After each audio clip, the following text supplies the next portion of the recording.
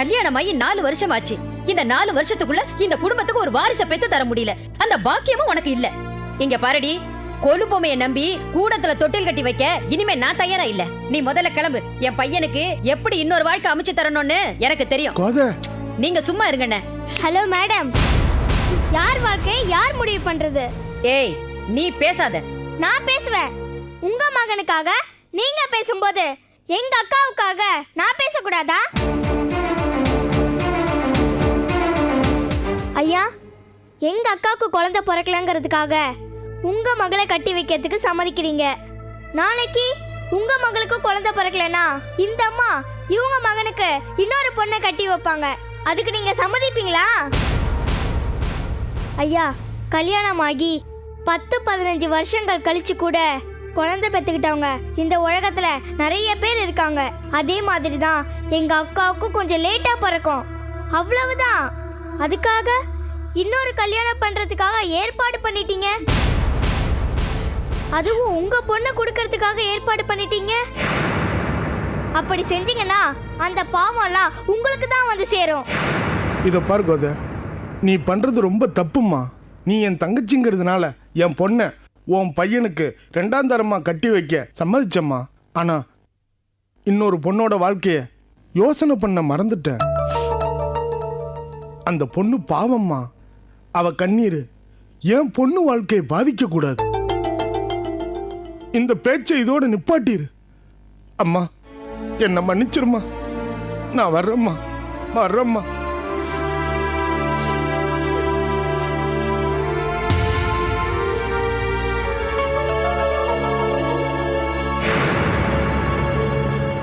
உங்க கூட பிறந்தவருக்கு ரொம்ப இரக்க மனசு. சொன்ன உடனே புரிஞ்சுக்கிட்டு புண்ணியம் தேடிட்டு போயிட்டாரு. நீங்களும் இருக்கீங்களே. என்னடி பாவ புண்ணியத்தை பத்தி நீ பேசுறியா? பொண்ணு, ஏய் விடுடி. ஐயோ வேண்டாம், விடுன்றேன்ல. ஏய், ஐயோ விடுடி. ஐயோ விடுடி என்ன. ஐயோ விடுடி, வலிக்குதுடி. விடுடி என்ன. ஐயோ என்ன விடுடி. அம்மா வலிக்குதே.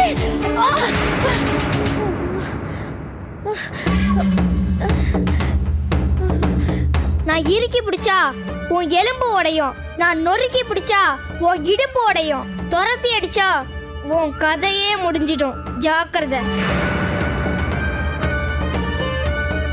எந்திரிங்கக்கா. இங்க பார், எங்க அக்காவுக்கு குழந்தை பிறக்கிற வரைக்கும் நான் இங்கதான் இருப்பேன்.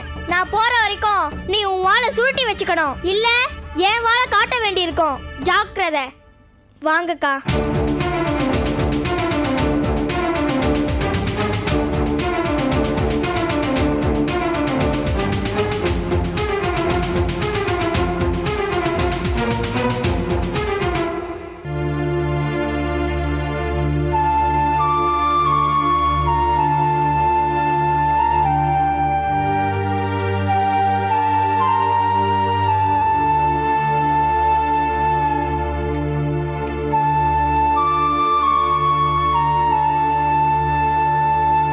சீதா, சீதா,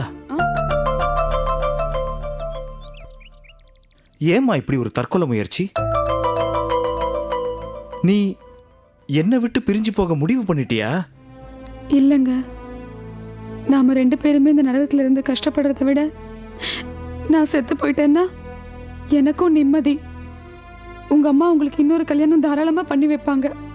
நீங்களும் இந்த தொல்லையெல்லாம் இல்லாம நிம்மதியா இருக்கலாம். சீதா, நீ உயிரோட இருந்தாலும் எனக்கு இன்னொரு கல்யாணம் பண்ணி வைக்கத்தான் எங்க அம்மா முயற்சி பண்ணுவாங்க. இப்போ எங்க வீட்டுல அதான் நடந்துகிட்டு இருக்கு. உனக்கு தெரியுமா?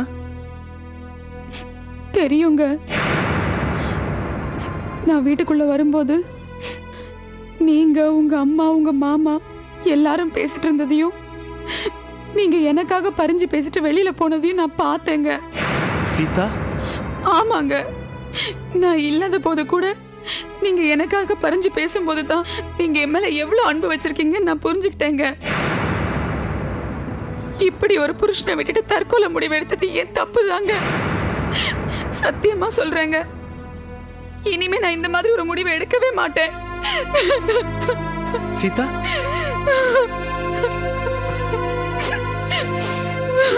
அழாத சீதா, அழாத. குழந்தை இல்லாதவங்களுக்கு குழந்தை இல்லைங்கிறது ஒரு பெரிய குறையா? என்ன பாக்குற?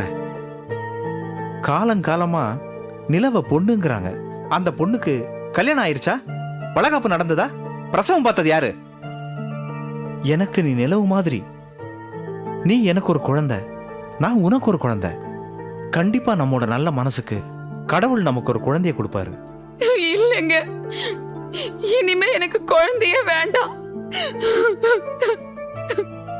என்ன சீதா? உங்க பாசத்தை பங்கு போட்டுக்க வர அந்த குழந்தை எனக்கு வேண்டவே வேண்டாங்க. அடி பொடி பைத்தியக்காரி, கிடைக்கிற குழந்தைய வேணான்னா என்ன அர்த்தம்? என்ன பாக்குற? நம்ம பெத்த குழந்தைங்க வளர்ந்து ஆளாகி பெத்தவங்களை காப்பாத்தோம். இது எதுவுமே நடக்காம நீ யாருன்னு கூட தெரியாம, நீ ஏன் சாக துணிஞ்சான்னு தெரியாம நாகவல்லி உன்னை காப்பாத்தினால அவ நம்ம குழந்தை இல்லையா? ஆமாங்க, நாகவல்லி நம்ம குழந்தைதான். அழாத சீதா, வா நாகவல்லியை போய் பார்ப்போம்.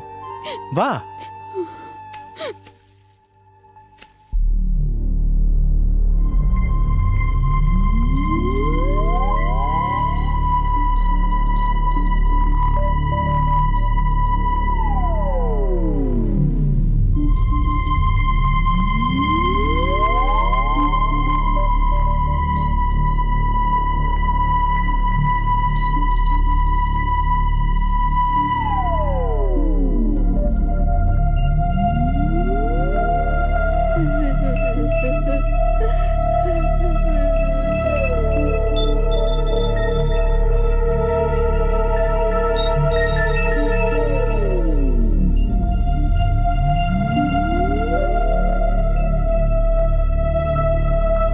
பேஷண்டோட அம்மா அப்பா யாரு? அம்மா அப்பா யாரும் இல்ல, ஒரே ஒரு பாட்டி மட்டும் தான் சார். இவரோட நிலைமை அவங்க கிட்ட சொன்னா அவங்களே அட்மிட் பண்ண வேண்டி வருமே. பரவாயில்ல டாக்டர், எதுவா இருந்தாலும் என்கிட்டயே சொல்லுங்க. ஆமா டாக்டர், எதுவா இருந்தாலும் அனுபவிக்க போறது அவன் தானே, அவங்கிட்டே சொல்லுங்க. சிவனேசன் எல்லாரையும் மாதிரி இல்ல டாக்டர், சொன்னா அவன் புரிஞ்சுப்பான். சொல்லுங்க. வேற வழி இல்லாதனால சொல்றேன். இவருக்கு இது வரைக்கும் எல்லா டெஸ்டையும் 2 தடவை செஞ்சிருக்கோம். ஆனாலும் இவருக்கு என்ன பிரச்சனை, எதனால கழுத்து கீழே உள்ள நரம்பு மண்டலம் எல்லாம் பாதிக்கப்பட்டிருக்குன்னு 1% கூட கண்டுபிடிக்க முடியல.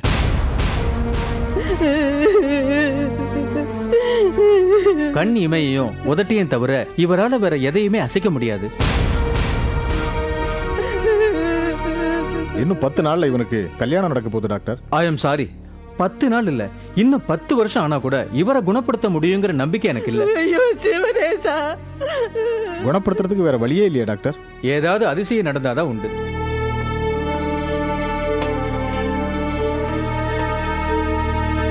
நான் வரேன். சரி டாக்டர்.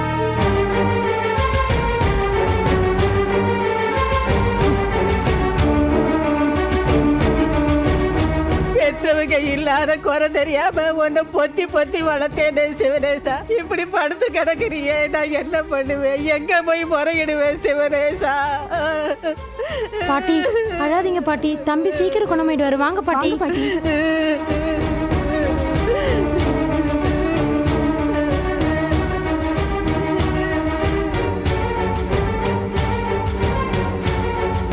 பாலு, பெருமாள், நீங்க 2 பேரும் எனக்கு ஒரு உதவி பண்ணணும். என்ன பண்ணணும் சொல்லுடா. நேரா 2 பேரும் கைலாசபுரம் போங்க. மாமா கிட்ட நிலைமையை எடுத்து சொல்லி உடனே இந்த கல்யாணத்தை நிறுத்த சொல்லுங்க. என்னடா முழிக்கிறீங்க? கிளம்புங்க. டேய், கல்யாணத்துக்கு தான் இன்னும் 10 நாள் இருக்கடா, அதுக்குள்ள 10 நாள்ல நான் என்ன எகிரி குதிச்சு எழுந்துட போறேன்? அந்த டாக்டர் தான் நான் வாய் பேசுற போனோன்னு சொல்லாம சொல்லிட்டு போறாரு. புரியாம பேசாதீங்கடா, போங்கடா. இல்லடா, நாம வேணா இன்னொரு டாக்டரை பார்த்து செக் பண்ணிட்டு அப்புறமா ஒரு முடிவெடுப்போம். எந்த டாக்டர் கிட்ட போனாலும் 10 நாளைக்குள்ள குணமாக போறதில்ல. அந்த டாக்டர் சொன்ன மாதிரி 10 வருஷத்துக்குள்ளையாவது குணமாகுமானும் தெரியல. இது என் விதி. என்னால மகேஸ்வரி வாழ்க்கை கெட வேண்டாம். அவளாவது கல்யாணம் பண்ணிக்கிட்டு சந்தோஷமா இருக்கட்டும். என்ன அவளுக்கு ரொம்ப பிடிக்கும்டா. நிறைய கற்பனை பண்ணி வச்சிருக்கா. என் நிலைமை அவளுக்கு தெரிஞ்சா அவ உடைஞ்சு போயிடுவா. சரி, நடக்கிறதான் நடக்கும், கிடைக்கிறதான் கிடைக்கும். போங்க, போய் சொல்லுங்க. சரி வாடா.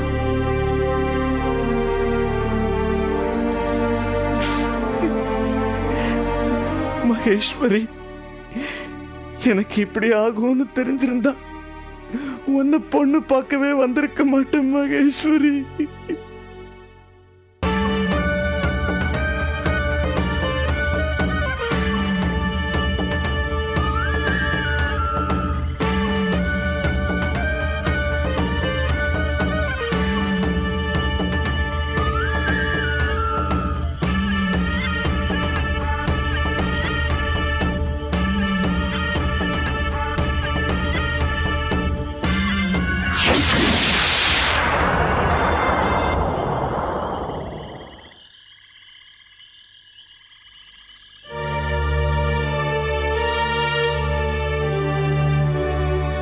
கடவுளே, என்னது எனக்கு இப்படி ஒரு கொடுமை?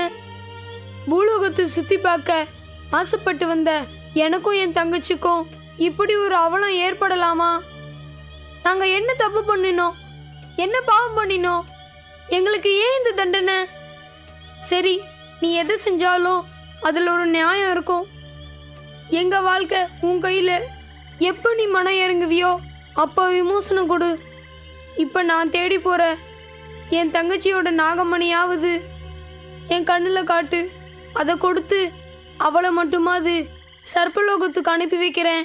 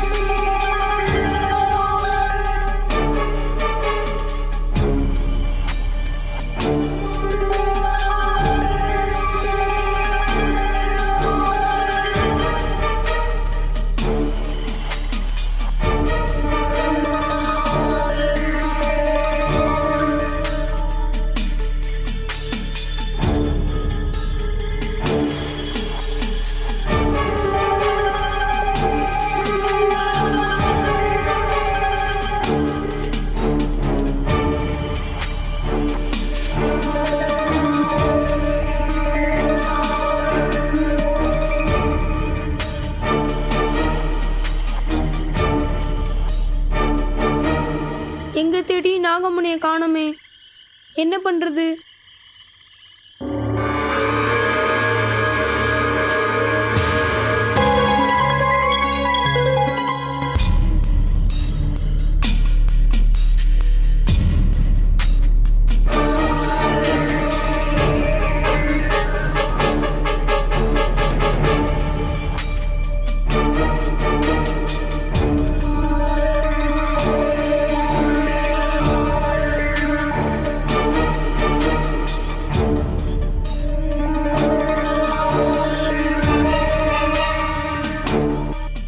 நாகமணியை தான் நாம கண்டுபிடிக்க முடியல. நாகவல்லியாவது எங்க இருக்கான்னு கண்டுபிடிப்போம்.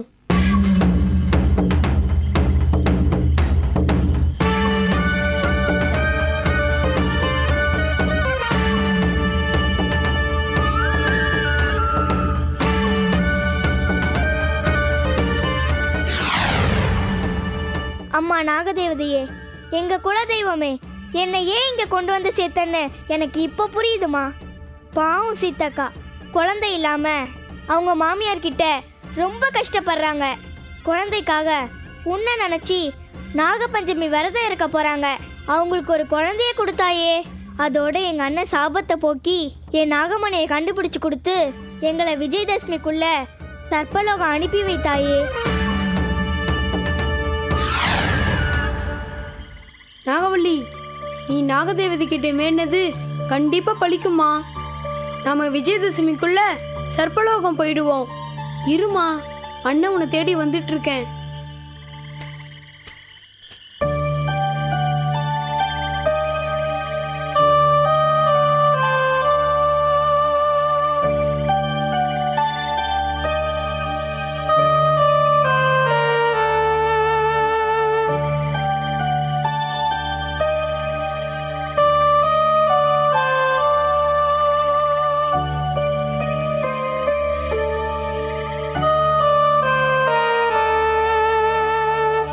அண்ணா, நீ எங்கண்ணா இருக்கிற? நான் இங்க இருக்கிறது உனக்கு தெரியுமாண்ணா? நீ எப்பண்ணா என்னை பார்க்க வருவ?